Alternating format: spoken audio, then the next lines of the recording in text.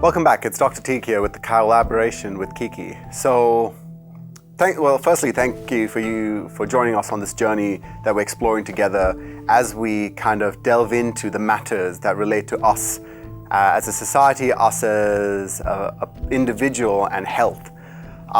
Today will be a little bit episode on a little bit of housekeeping kind of things, but also about the things around us that might influence us. So simple things that we can do to ensure a healthier lifestyle, as well as understanding of the things within our environment, especially in Sri Lanka, that might lead to a poorer health.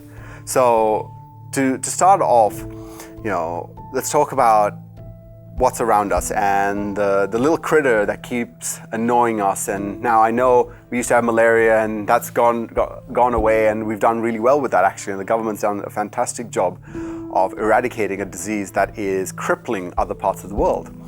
One of the other components is, especially this year, we had a big outbreak of dengue.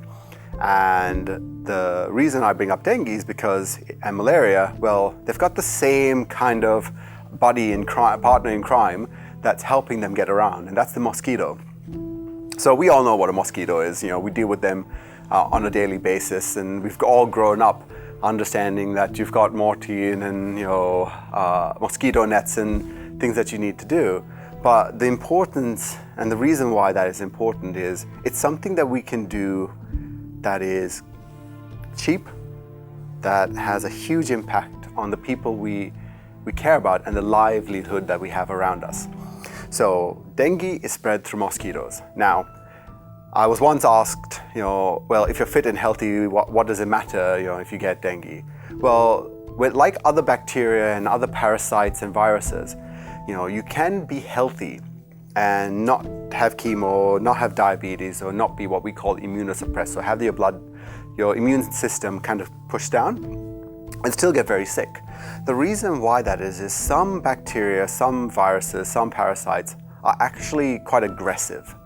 And if they get into our bodies at a high enough dose or concentration or number of these nasties, then that aggressiveness can kind of take over. And that's why you see somebody who's 20 who gets a really bad pneumonia and has to go onto a breathing machine.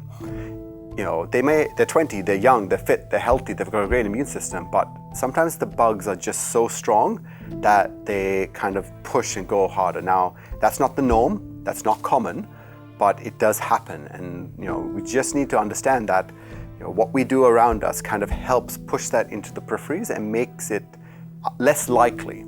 So what I mean is, if you live in an area that has lots of standing free water, if you live in an area that has lots of bushes and you haven't basically taken care of that and there's lots of mosquitoes, you're increasing the likelihood or the chance that you can get an illness that you could pretty much push away if you took a little bit of extra time.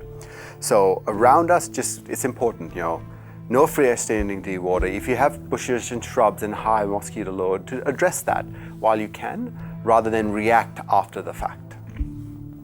On that same line, something that's simple and cheap and really something we need to be part of our daily life is washing hands. So there's a study that was done that showed of people who use public bathrooms, 4 out of 5 don't actually wash their hands when they leave. Now we're all like, no, that's not me. I wash my hands. Like, what are you talking about? Like, see, they're wet. But in reality, we don't. And I'm not just saying, put your hands under some water, rub it around and move on.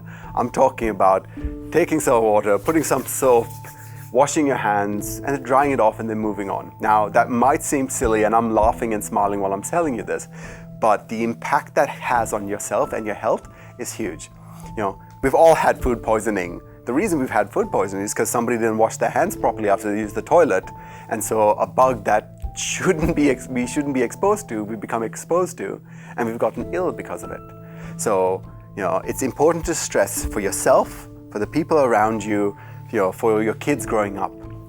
It's simple, it's easy, but wash your hands with soap and water, dry them out every time you use the bathroom. If you're sick, and you're coughing, cover your mouth when you cough to stop spreading that around, or use your shirt. If you cough into a hand, wash your hand afterwards. I don't want you coughing into a hand when you're sick and say, hi, I haven't seen you in a while, how are you? And shaking my hand because I'm not aware. So if you're coughing, cover your mouth. If you use your hands, wash your hands. You know, if not, it's those simple things, using tissues, cleaning up after yourself, but most importantly, washing your hands with soap and water. That will help decrease the spread of common colds, common infections, and have us all have a healthier lifestyle. So it's Dr. Teague, and we'll talk again later, okay?